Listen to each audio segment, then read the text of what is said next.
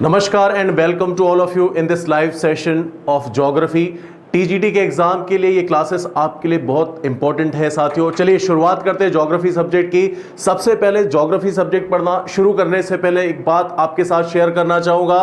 किसी भी सब्जेक्ट को पढ़ने से पहले उसकी संस्कृति को जानना आवश्यक है, उसके पढ़ने के पैटर्न को जानना आवश्यक है। जब हम भूगोल की बात करते हैं तो इसे चित्रों और मानचित्रों के माध्यम से पढ़ते हैं तो जल्दी समझ में आता है, रटने की आवश्यकता नहीं है। साथियों सबसे बड़ी बात है कि जब आप किसी सब्जेक्ट की संस्कृति से परिचित हो जाते हैं तो बड़ी आसानी से उस सब्जेक्ट के सारे एस्पेक्ट्स, सारे डायमेंशंस आपको समझ में आते हैं और आत्मसात होने लगते हैं। साथियों जैसे आप हिस्ट्री पढ़ते हो वैसे आप मैथ्स नहीं पढ़ सकते, जैसे मैथ्स पढ़ते हो वैसे संस्कृत नहीं पढ़ सकते, जैसे संस्कृत पढ़ते हो वैसे भूगोल नहीं पढ़ सकते। हर एक विषय को पढ़ने का अपना एक विशेष तरीका और संस्कृति होती है और इस संस्कृति को आपको अपनाना होगा।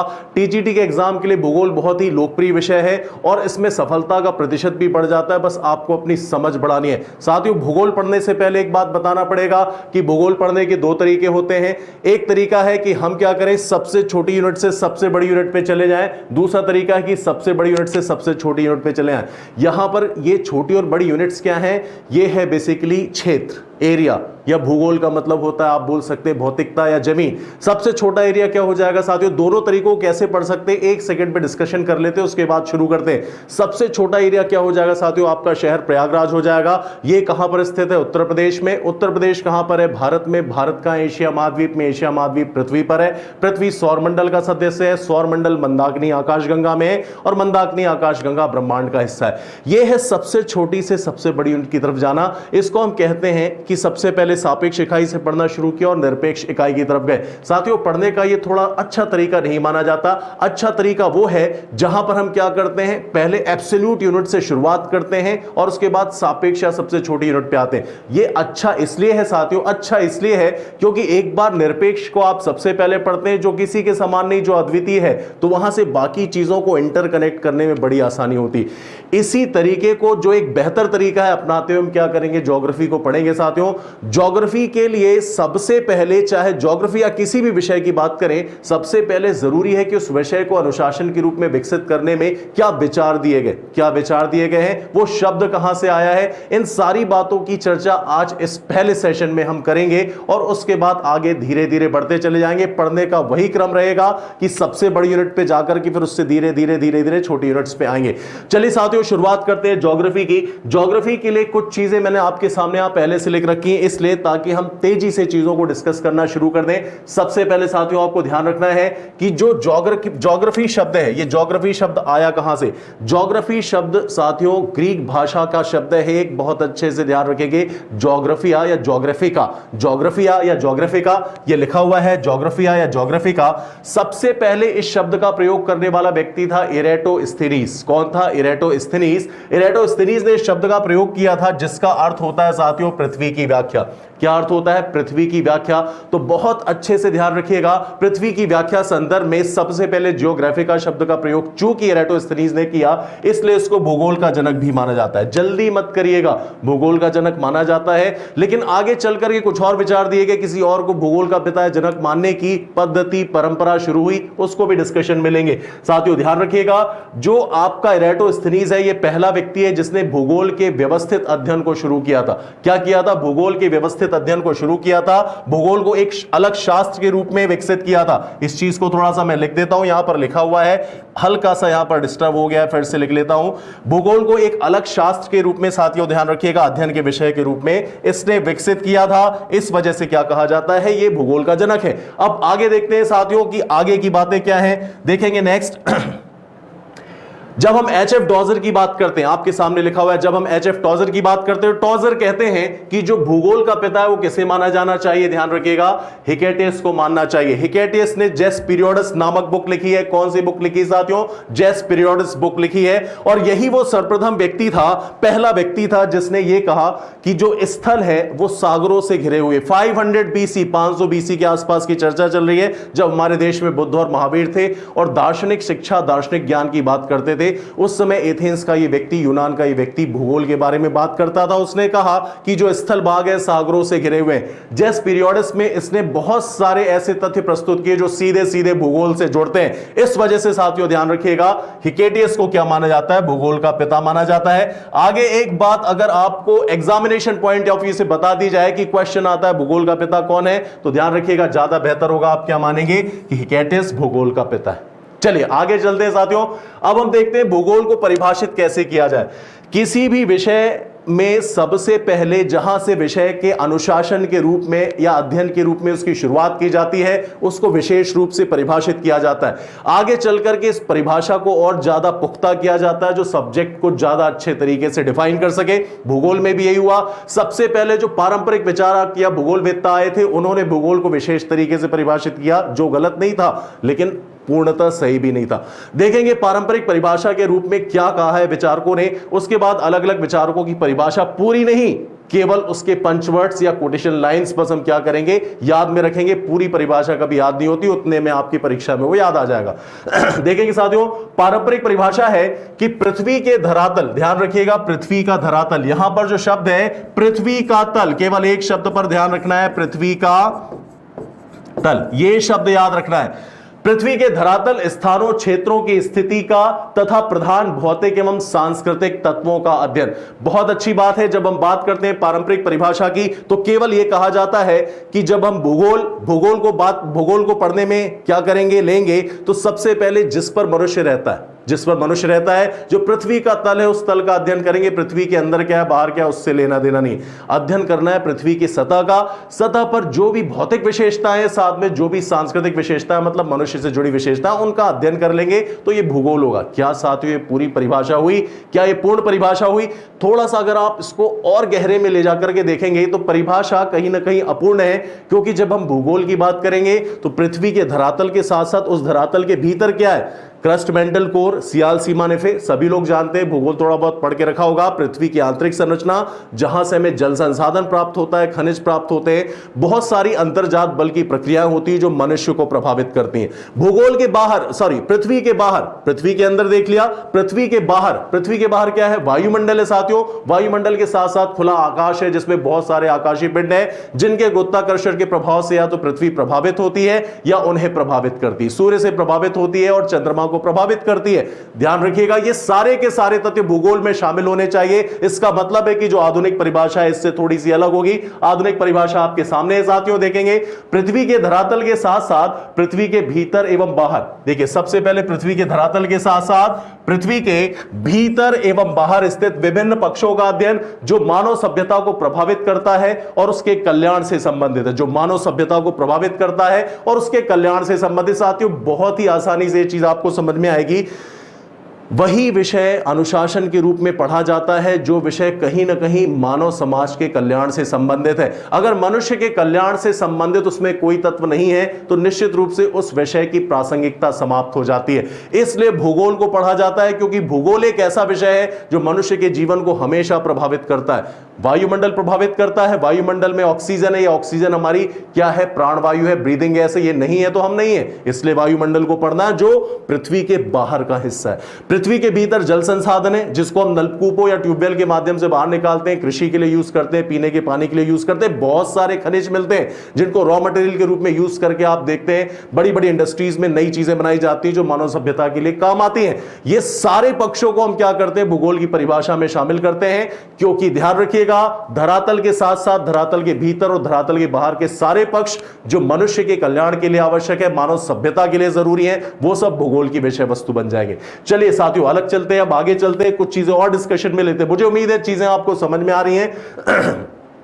अब भूगोल के संदर्भ में कुछ परिभाषाएं हो जाएं। इन परिभाषाओं को केवल आपको क्या करना है साथियों, कोड वर्ड या पंच लाइन से याद रखना, पूरी परिभाषा पढ़ने की आवश्यकता नहीं। सबसे पहली परिभाषा आपके सामने लिखी हुई है अलेक्जेंडर वॉन हम्बोल्ट की। किसकी परिभाषा है साथियों, अलेक्जेंडर वॉन हम्बोल्ट, जिनको क्या कहा जाता है, आधुनिक भूगोल का संस्थापक। क्या कहा जाता है साथियों, आधुनिक भूगोल का संस्थापक। हम्बोल्ट नाम ध्यान रखिएगा, आधुनिक भूगोल के संस्थापक कहलाते हैं। ध्यान रखिएगा, इन्होंने जो परिभाषा दी है उसमें पंचलाइन क्या है, भूगोल प्रकृति के अध्ययन से संबंधित है।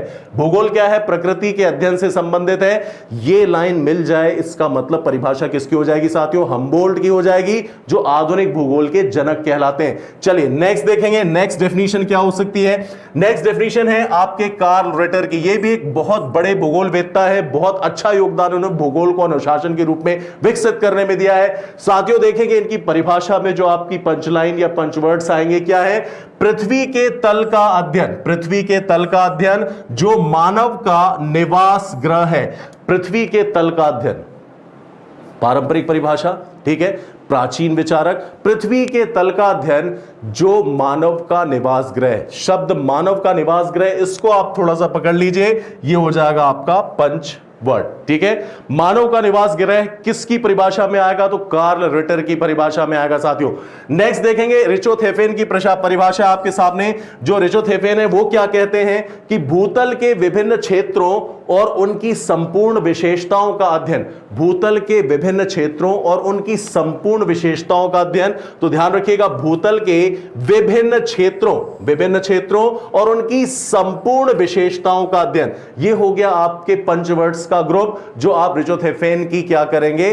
डेफिनेशंस में याद रखेंगे। चलिए फिर से देख लेते हैं, भूतल के विभिन्न क्षेत्रों और उसकी संपूर्ण विशेषताओं का अध्ययन। चलिए नेक्स्ट देखते हैं। नेक्स्ट है आपके सामने बैरोज महोदय क्या कहते हैं? बैरोज कहते हैं कि मनुष्य और उसके पर्यावरण के मध्य संबंधों की व्याख्या ही भूगोल है। मनुष्य और उसके पर्यावरण के मध्य संबंधों की व्याख्या ही भूगोल है। मनुष्य और उसके पर्यावरण के मध्य जो संबंध है उसको भूगोल के रूप में परिभाषित करते हैं कौन? बैरोज। तो मनुष्य और पर्यावरण संबंध किस में आएगा? बैरोज की डेफिनेशन में आएगा। नेक्स्ट देखेंगे, ब्रॉयक महोदय कहते हैं, ब्रॉयक और बैरोज दोनों यूएसए के बहुत महान भूगोलवेत्ता हैं साथियों, ध्यान रखिएगा। ये कहते हैं पृथ्वी की भिन्नता का क्रमबद्ध अध्ययन। किसका अध्ययन साथियों? पृथ्वी की भिन्नता का क्रमबद्ध अध्ययन। पृथ्वी की भिन्नता का क्रमबद्ध अध्ययन, इस रूप में भूगोल को किसने परिभाषित किया है? तो ध्यान रखिएगा, परिभाषित किया है ब्रॉयक ने। किसने परिभाषित किया है साथियों? ब्रॉयक ने परिभाषित किया है। चलिए आगे चलते हैं, कुछ चीजें और देखते हैं इसमें। अब हम देखेंगे फिंच और ट्रिवार्था क्या कहते हैं। इनकी डेफिनेशन थोड़ी सी ज्यादा व्यापक है, इसलिए इसमें एक पूरी लाइन आपको थोड़ी सी ध्यान में रखनी पड़ेगी साथियों। बहुत ही सामान्य चीज है, ध्यान में रहेगा, बस एक बार देख लीजिए। भूगोल भूतल का विज्ञान है। सबसे पहले ध्यान रखिएगा, भूगोल क्या है? भूतल का विज्ञान है। ये शब्द भूतल का विज्ञान, इसको थोड़ा सा ध्यान रखेंगे। वस्तुओं के वितरण, प्रतिरूप तथा प्रादेशिक साहचर्यों का क्रमबद्ध वर्णन। शब्द बड़े विशेष किस्म के इसमें आ गए हैं, देखेंगे। वस्तुओं के वितरण, प्रतिरूप तथा प्रादेशिक साहचर्यों का क्रमबद्ध अध्ययन। सबसे पहले भूतल का विज्ञान है। भूतल का विज्ञान, ये शब्द अपने आप में याद रहेगा, भूतल का विज्ञान। साथ में ध्यान रखिएगा, वस्तुओं के वितरण, प्रतिरूप तथा प्रादेशिक साहचर्यों का क्रमबद्ध अध्ययन। ये क्या कहलाएगा साथियों? ध्यान रखिएगा, भूगोल की डेफिनेशन किसके हिसाब से? फिंच और ट्रिवार्था के हिसाब से। किसके हिसाब से? फिंच और ट्रिवार्था के हिसाब से। चलिए साथियों आगे चलते हैं। अब हम देखेंगे हैटनर ने कौन सा 3 डायमेंशनल एक्सप्लेनेशन दिया है भूगोल का। ये बहुत अच्छा एक्सप्लेनेशन है। ये एक ऐसे रूप में भूगोल को परिभाषित करता है कि काफी कुछ कॉन्सेप्ट भूगोल के आपके समझ में आ जाते हैं। देखेंगे इसको, 3D कॉन्सेप्ट है क्या, 3D विन्यास है क्या, जो हैटनर ने बताया है। हैटनर ने कहा है कि अध्ययन में वास्तविक रूप से 3 बिंदुओं को शामिल करना चाहिए। इसी को 3 डायमेंशन कहा जाता है। 3 बिंदुओं को शामिल करना चाहिए। पहला है, ध्यान रखिएगा, प्रथम बिंदु है सदृश वस्तुओं का अध्ययन, सदृश वस्तुओं का अध्ययन। दूसरा है कालिक संदर्भ या समय का संदर्भ, और तीसरा है क्षेत्र या स्थान का संदर्भ। क्षेत्र, स्पेसिफिक एरिया या लोकेलिटी, क्षेत्र या स्थान का संदर्भ। अब आप देखेंगे जब वस्तुओं के संबंध में अध्ययन किया जाता है तो इसी को मटेरियल साइंस कह देते हैं, पदार्थ विज्ञान कह देते हैं। तो फर्स्ट डायमेंशन क्या है आपका? ध्यान रखिएगा, मैंने लिख दिया यहां पर, पदार्थ विज्ञान है। सेकंड डायमेंशन, जब हम समय के संदर्भ में अध्ययन करते हैं तो क्या अध्ययन करेंगे साथियों? तत्वों या घटनाओं के विकास के क्रम का अध्ययन। ऐतिहासिक रूप से तत्वों और घटनाओं का कैसा विकास हुआ है उसके बारे में अध्ययन किया जाता है। यही कालिक आयाम कहलाता है, इसलिए इसको ऐतिहासिक विज्ञान भी कहा जाता है साथियों। क्या कहा जाता है? ऐतिहासिक विज्ञान। पहला क्या हो गया साथियों? पहला हो गया आपका पदार्थ विज्ञान, मटेरियल साइंस। दूसरा हो गया ऐतिहासिक विज्ञान, हिस्टोरिकल साइंस। और तीसरा हो गया क्षेत्र विज्ञान, क्षेत्र विज्ञान जिसको हम कहते हैं रीजनल साइंस या एरिया साइंस। इसमें क्या होगा? ध्यान रखेंगे, तत्वों और घटनाओं का स्थानिक विश्लेषण किया जाएगा। क्या किया जाएगा? तत्वों और घटनाओं का स्थानिक स्थानिक विश्लेषण किया जाएगा। 3 डायमेंशन एंड 3 डायमेंशन फिर से देख लेते हैं। सबसे पहला क्या आ जाएगा साथियों? सबसे पहला आ जाएगा मटेरियल साइंस, पदार्थ विज्ञान। दूसरा आ जाएगा ऐतिहासिक कालानुक्रम, मतलब ऐतिहासिक विज्ञान, हिस्टोरिकल साइंस, ठीक है, या कालिक आयाम भी कह सकते हैं इसको। तीसरा क्या आ जाएगा आपका? क्षेत्र विज्ञान। इन तीनों को मिलाकर के आप जब अध्ययन करेंगे तो भूगोल का वास्तविक अध्ययन होगा। कौन कहते हैं? हैटनर महोदय। कौन कहते हैं साथियों? हैटनर महोदय। अब भूगोल के विषय क्षेत्र की चर्चा कर ली जाए। किसकी चर्चा कर ली जाए? भूगोल के विषय क्षेत्र की। जब भी किसी विषय को पढ़ते हैं तो उसके क्षेत्र के बारे में पता होना चाहिए। अब जैसे मैंने बोल दिया आपसे भारत की संसद, तो क्या यह भारत की संसद भूगोल के अध्ययन की विषय वस्तु है? नहीं है। तो हमें पता होना चाहिए भूगोल के अध्ययन में क्या क्या चीजें आएंगी। तो बड़े सामान्य रूप से आपके सामने मैंने लिख दिया है, बहुत आसानी से आपको समझ में आ जाएगा। सबसे पहले भौतिक घटनाओं का अध्ययन, फिर जैविक घटनाओं का अध्ययन, फिर मानवीय घटनाओं का अध्ययन, ठीक है ना? भौतिक, जैविक और मानवीय घटनाओं का अध्ययन। किसका किसका? भौतिक, जैविक, मानवीय। भौतिक, जैविक, मानवीय घटनाओं का अध्ययन। भौतिक घटनाओं के अध्ययन में आप देखेंगे स्थल मंडल, जल मंडल और वायुमंडल। स्थल मंडल की बात करेंगे तो स्थल मंडल में बहुत सारी स्थलाकृतियां आती हैं, स्थलाकृतियों में परिवर्तन आते हैं, परिवर्तन से संबंधित सिद्धांत आते हैं, सब कुछ पढ़ना है, ठीक है ना? जल मंडल, जल मंडल का मतलब होता है पानी।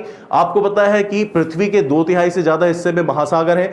तो सबसे पहले आपको देखना है महासागर की नीचे का जो बेस है वो कैसा है। कॉन्टिनेंटल शेल्फ क्या होते हैं, कॉन्टिनेंटल स्लोप क्या होते हैं, कॉन्टिनेंटल राइज क्या है, डीप एबेसल फ्लोर क्या है, गुयॉट क्या है, या हिंदी में बोलेंगे तो महाद्वीपीय निमग्न तट, महाद्वीपीय निमग्न ढाल, उसके बाद महासागरीय तल मैदान, गुयॉट, ये सब क्या है, इनको आपको पढ़ना है। उसके बाद तापमान का वितरण, ऊर्ध्वाधर वितरण और उसके बाद क्षैतिज वितरण, दोनों चीजों को आपको देखना है साथियों।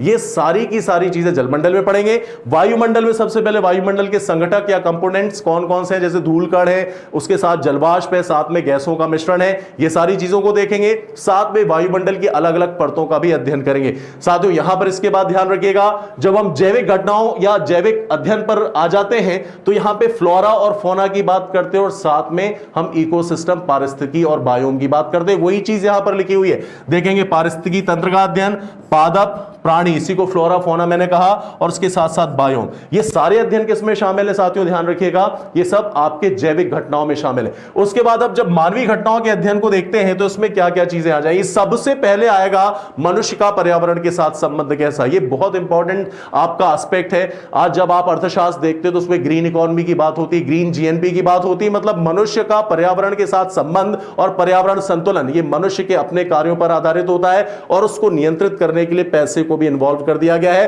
पॉलिसीज को भी इन्वॉल्व कर दिया गया है साथियों। देखेंगे इसके साथ साथ आपको क्या करना है, जनसंख्या के बारे में पढ़ना है, मानव अधिवास, ठीक है ना, अधिवास के बारे में पढ़ना है। अधिवास में आप बस्तियां देखेंगे, ग्रामीण परिक्षेत्र, शहरी परिक्षेत्र, उसके बाद मेगालोपोलिस क्या होता है, मेट्रोपोलिस क्या होता है, हर एक चीज का अध्ययन करना पड़ेगा।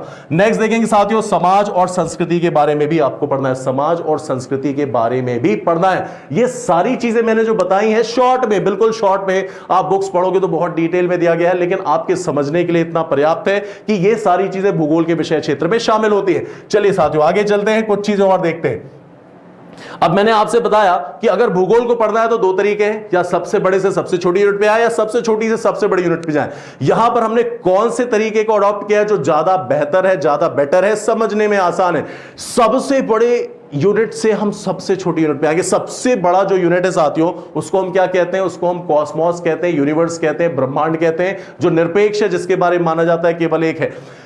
नई अवधारणाएं ये कहती हैं कि ब्लैक होल वो द्वार है, दरवाजा है, जहां से आप दूसरे ब्रह्मांड तक जा सकते हो। ऐसे ऐसे विचार दिए जा रहे हैं और ब्रह्मांड की संख्या भी 200 से 250 हो सकती है। अब ये नई बातें साथियों, इन नई बातों को दिमाग में लेके परेशान नहीं होना। अभी आपको टीजीटी में सिलेक्शन चाहिए, उसमें केवल इतना ध्यान रखना है कि एक ही ब्रह्मांड है और वो निरपेक्ष है और उसके सापेक्ष फिर आकाश गंगा है। बाकी चीजें हम देखेंगे कौन कौन से उसके क्या है, अंदर के कंटेंट्स हैं, उन सारी चीजों को पढ़ेंगे। लेकिन सबसे पहले कॉस्मोलॉजी, ये कॉस्मोलॉजी होती क्या है, ब्रह्मांड विज्ञान क्या होता है, सबसे पहले इसको समझ लीजिए। आपको ध्यान रखना है कि ब्रह्मांड विज्ञान या कॉस्मोलॉजी पढ़ने का जो सबसे पहला प्रयास है, हम देखेंगे किसने किया। सबसे पहला प्रयास वैसे तो देखा जाए तो अरब और भारत के जो माइथोलॉजिकल लिटरेचर्स हैं उसमें किया गया है। आप देखेंगे भारत का जो वेद है, पुराण है, उपनिषद है, इन सभी में सूर्य और पृथ्वी की बहुत अच्छी व्याख्या की गई है। जब हम आज पूजा पाठ भी करते तो 9 ग्रहों को बनाते हैं, बीच में सूरज को बनाते हैं, मतलब हमें पहले से पता था कि सूरज बीच में है और पृथ्वी के साथ दूसरे ग्रह उसके चारों ओर चक्कर लगा रहे हैं। साथियों लेकिन इस ज्ञान को हमने कभी सामने नहीं रखा। हम वही चीज पढ़े जिन चीजों को एक विषय में किसने पिरो दिया है, पश्चिमी संस्कृति के देशों ने पिरो दिया। और उन्होंने कहा कि सबसे पहले ब्रह्मांड का अध्ययन किसने शुरू किया? सबसे पहले ब्रह्मांड का अध्ययन आप देखेंगे कि क्लाउडियस टॉलेमी ने 140 एडी में शुरू किया। कब शुरू किया साथियों? 140 एडी में शुरू किया। और 140 एडी में इन्होंने जो सिद्धांत दिया उस सिद्धांत को क्या कहते हैं? जियोसेंट्रिक सिद्धांत। क्या कहते हैं साथियों? जियोसेंट्रिक सिद्धांत। यह सिद्धांत कहता क्या है? बहुत ही हास्यास्पद स्टेटमेंट है, लेकिन पहला है, विषय की शुरुआत करता है, इस वजह से इसको आपको याद रखना। और आपके एग्जाम टीजीटी में पूछा भी जा चुका है। ध्यान रखिएगा साथियों, जो चीजें पूछी जा चुकी उनको भी आप देखेंगे हमारे सिलेबस कवरेज में। हर जगह जहां जहां प्रश्न आया मैं आपको बताता चलूंगा, जिससे आपका विश्वास 100% अपने ऊपर बढ़ेगा कि इस बार आपकी सफलता सुनिश्चित है। साथियों देखेंगे यहां पर जियोसेंट्रिक सिद्धांत यह कहता है कि पृथ्वी केंद्र में स्थित है। ब्लंडर स्टेटमेंट, पृथ्वी केंद्र में स्थित है, बिल्कुल गलत, लेकिन पहला इसलिए आवश्यक। साथ में सूर्य एवं अन्य जितने आकाशीय पिंड सब पृथ्वी के चारों ओर चक्कर लगाते हैं। क्या यह बात सही है? ये बात बिल्कुल सही नहीं है साथियों, बात बिल्कुल सही नहीं है, लेकिन पहली बात है इसलिए इसको विषय की शुरुआत में ध्यान में रखते हैं। इसी को हम जियोसेंट्रिक सिद्धांत कहते हैं, जिसको टॉलेमी ने प्रस्तुत किया था 140 एडी में। यह सिद्धांत सही नहीं था। इसके बाद आप देखेंगे कि 1543 में 1543 में कोपरनिकस ने टॉलेमी के इस सिद्धांत को चुनौती देते हुए एक नया सिद्धांत दिया। आपके सामने लिखा है साथियों, देखेंगे हेलियोसेंट्रिक सिद्धांत। ये जो हेलियोसेंट्रिक सिद्धांत है अपेक्षाकृत सही है और वैज्ञानिक गणनाओं पर आधारित सिद्धांत है, जिसमें यह कहा गया कि जो सूर्य है वो केंद्र में स्थित है और पृथ्वी के साथ साथ जो दूसरे आकाशीय पिंड या ग्रह हैं वो सूरज के चारों ओर चक्कर लगाते हैं। यह बात बिल्कुल सही है।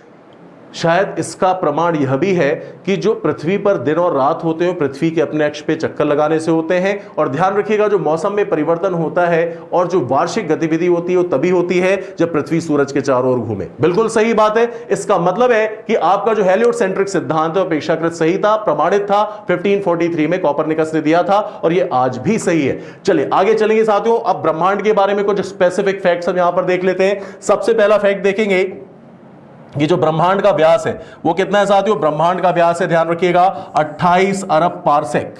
28 अरब पारसेक।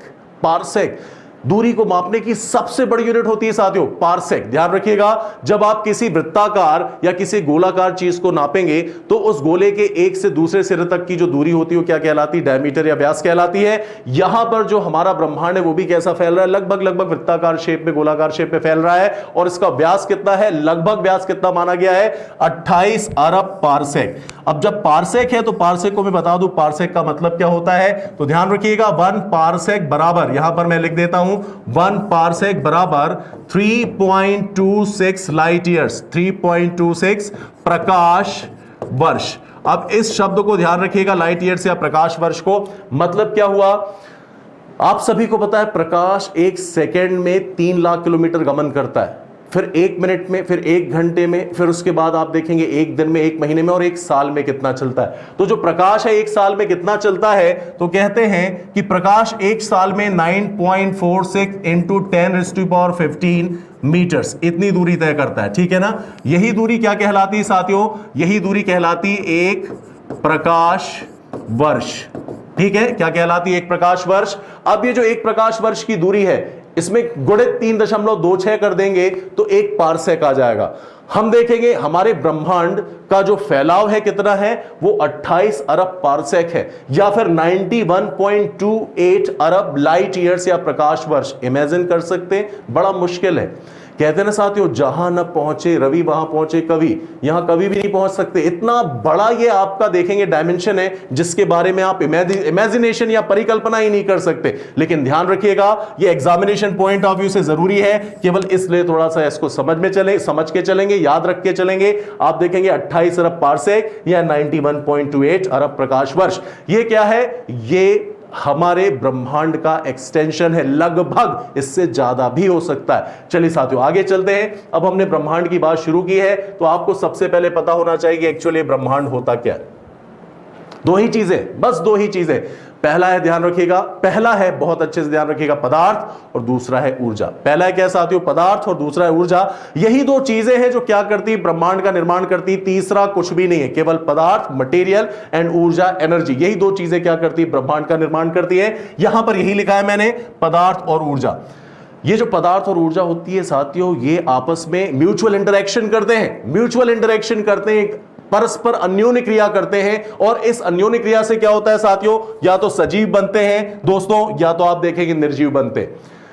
अन्योन्य क्रिया से जब सजीव बनते हैं तो उनके अध्ययन के लिए बायोलॉजी है, जूलॉजी है, उनके अध्ययन के लिए सामाजिक विज्ञान की बहुत सारे आप देखेंगे अध्ययन शाखाएं हैं, जैसे समाज शास्त्र, अर्थशास्त्र, राजनीति शास्त्र। इनके अंतर्गत आप क्या करते हैं, आप सजीवों का अध्ययन करते हैं ना। जब निर्जीवों का अध्ययन करते हैं तो किसके अंतर्गत करते हैं साथियों, ध्यान रखिएगा, इसके लिए केमिस्ट्री है, फिजिक्स है, पढ़ते हैं। मतलब ये सारी चीजें आपके ब्रह्मांड के अध्ययन का विषय नहीं है। तो कॉस्मोलॉजी में आएगा क्या, कॉस्मोलॉजी में साथियों आएगा, केवल ध्यान रखिएगा, पदार्थ, ऊर्जा और उसके बीच होने वाली अन्योन्य क्रिया। केवल इतनी चीजें किसमें आती हैं, ब्रह्मांड के अध्ययन में शामिल होती हैं। ध्यान रखिएगा, Cosmos plus लोगस, Cosmos plus लोगस, it means study of universe. Universe के स्टडी में क्या आ जाएगा, पदार्थ, ऊर्जा और उनके बीच होने वाली अन्योन्य क्रियाओं का अध्ययन। मुझे उम्मीद है ये चीज आपको समझ में आई होगी। अब एक सामान्य परिभाषा यूनिवर्स की या कॉस्मोस की या ब्रह्मांड की देखते हैं। ये सामान्य परिभाषा साथियों आपके सामने लिखी है, देख रहे हैं, लिखा क्या हुआ है, ब्रह्मांड दृश्य एवं अदृश्य पदार्थों और ऊर्जा का समूहन है। क्या है, दृश्य एवं अदृश्य, दृश्य के साथ साथ अदृश्य पदार्थ भी होते हैं क्या, इस पे चर्चा करेंगे। दृश्य एवं अदृश्य पदार्थों और ऊर्जा का समूहन है या समेकन है। अब साथियों यहां पर ध्यान रखिएगा, जब हम दृश्य संदर्भ में क्या करते हैं, ब्रह्मांड की परिभाषा करने की कोशिश करते हैं, तो हम कह सकते हैं कि Cosmos is a super cluster of galaxies, Cosmos is a super cluster of galaxies. या दृश्य संदर्भों में हम कह सकते हैं कि ब्रह्मांड है क्या, ब्रह्मांड आकाश गंगाओं का पुंज है। बहुत अच्छे से ध्यान रखेंगे साथियों, ये चीज आपको समझ में आई है मुझे उम्मीद है। अब आगे चलते हैं, यहां पर जो इंपॉर्टेंट पॉइंट और है एक आपका, कि हमने एक शब्द बोला दृश्य और दूसरा बोला अदृश्य, दृश्य और अदृश्य, दृश्य और अदृश्य। ये दृश्य पदार्थ क्या है, अदृश्य पदार्थ क्या है साथियों, आप जिस कमरे में बैठे हैं उस कमरे में चेयर होगी, उस कमरे में बुक्स होंगी, टेबल होगी, कुर्सी होगी, इन सब चीजों को आप छू करके महसूस कर सकते हैं, देख सकते हैं, सब दृश्य पदार्थ होते हैं। ऐसे ही ब्रह्मांड में दृश्यमान आकाशीय पिंड है, इन पिंडों से ब्रह्मांड बना हुआ है, ये कहा जाता है एक आंशिक रूप से सत्य परिभाषा में। लेकिन वास्तविकता यह है कि जो दृश्य पदार्थ है केवल ब्रह्मांड के 4% द्रव्यमान को कवर करते हैं। बाकी का जो 96% मास ऑफ द यूनिवर्स है ये अदृश्य या इनविजिबल है, दिखाई नहीं देता। आज भी मनुष्य को इसके अध्ययन की जरूरत है, अध्ययन हो रहा है, लेकिन अभी बहुत ही शैशव अवस्था में, इनिशियल स्टेज में है, बहुत सारे परिणाम आने बचे हैं। तब हम देखेंगे डार्क मैटर होता क्या है, इसकी इंपॉर्टेंस क्या है, लेकिन शुरुआती परिणाम आ गए, उसकी चर्चा हम करेंगे साथियों। चलिए आगे चलते हैं, कुछ चीजें आपको दृश्य और अदृश्यता को लेकर के बता दूं मैं। यहां पर देखिए कुछ चीजें मैं लिखने जा रहा हूं साथियों जो आपके लिए जरूरी है। सबसे पहले पदार्थ की चर्चा कर रहे हैं, पदार्थ और ऊर्जा से ब्रह्मांड बना है। यहां पर जो पदार्थ है, सबसे पहले ध्यान रखिएगा साथियों, जो पदार्थ है इस पदार्थ को ध्यान रखना है कि दो भागों में डिवाइड करके समझना है। सबसे पहले आपका दृश्य पदार्थ आ जाएगा साथियों, उसके बाद दूसरा हो जाएगा आपका अदृश्य पदार्थ, अदृश्य पदार्थ। मुझे उम्मीद है दोनों शब्द आप समझ रहे हैं, विजिबल एंड इनविजिबल।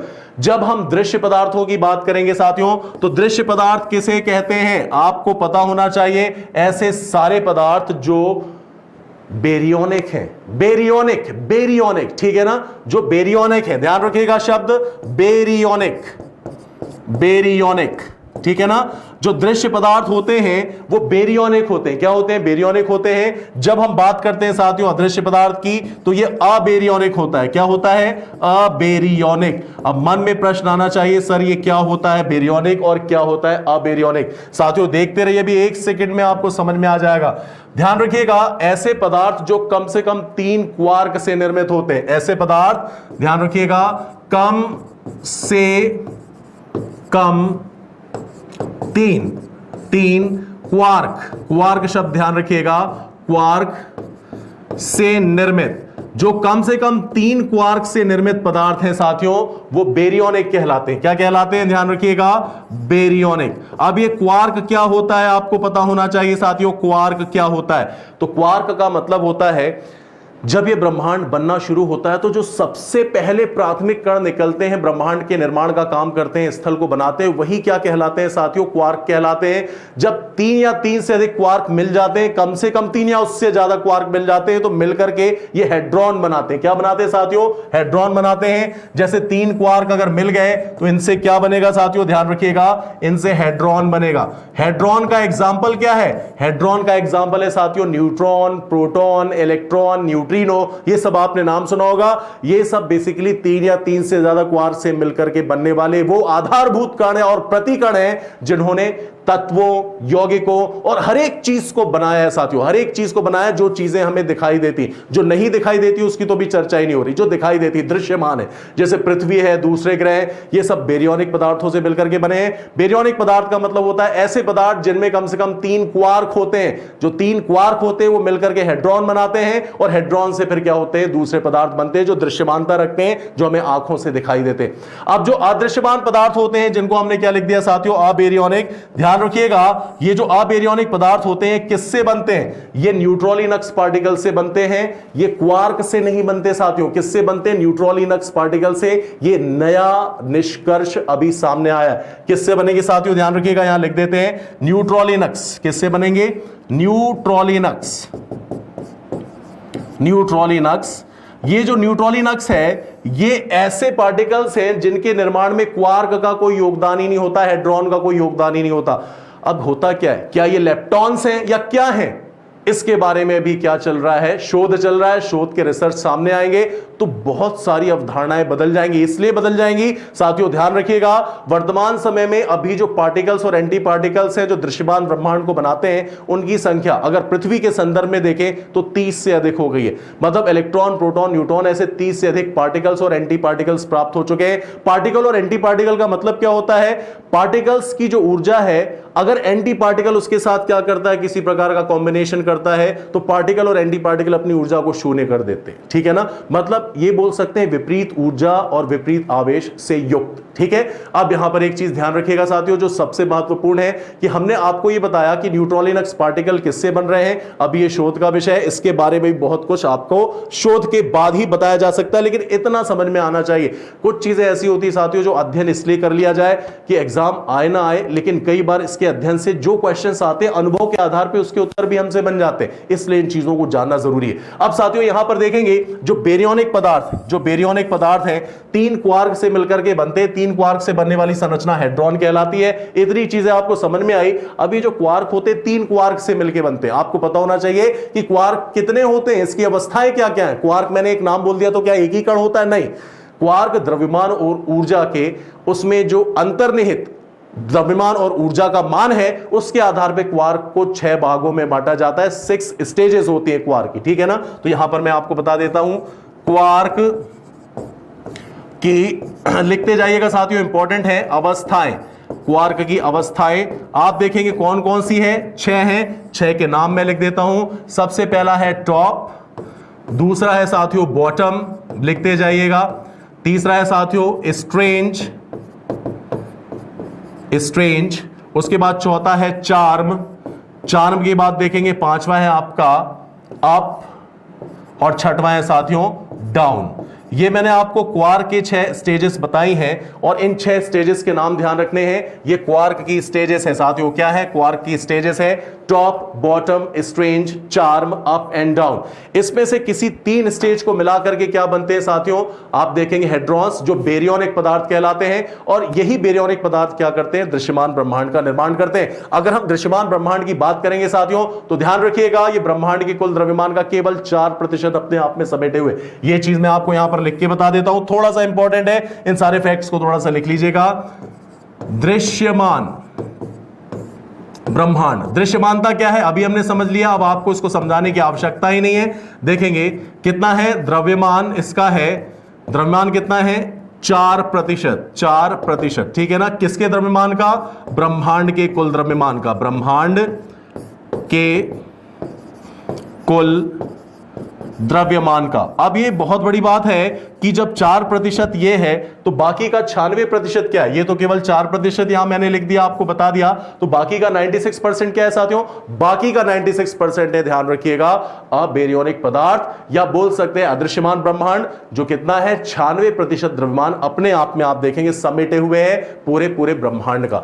साथियों आज हमने शुरुआती चर्चा की है, आज ये पहला हमारा सेशन था। मुझे उम्मीद है कि जो चर्चाएं हमने आपसे की है उन चर्चाओं को आपने बहुत संजीदगी से लिया होगा, गंभीरता से लिया होगा, समझा होगा। और ध्यान रखिएगा, आगे के सेशन में ऐसी ही प्रभावशाली चर्चाएं हम करते हुए टीजीटी के सिलेबस को कंप्लीट करेंगे। उद्देश्य हमारा आपका यह होगा कि हम अपने प्रयास से आपको निश्चित सफलता दिलाएंगे। बस आपको निरंतरता के साथ बने रहना है इस सेशन में। आज की क्लास में इतना ही साथियों, बाकी नेक्स्ट क्लास में देखते हैं। जय हिंद, जय भारत, टेक केयर।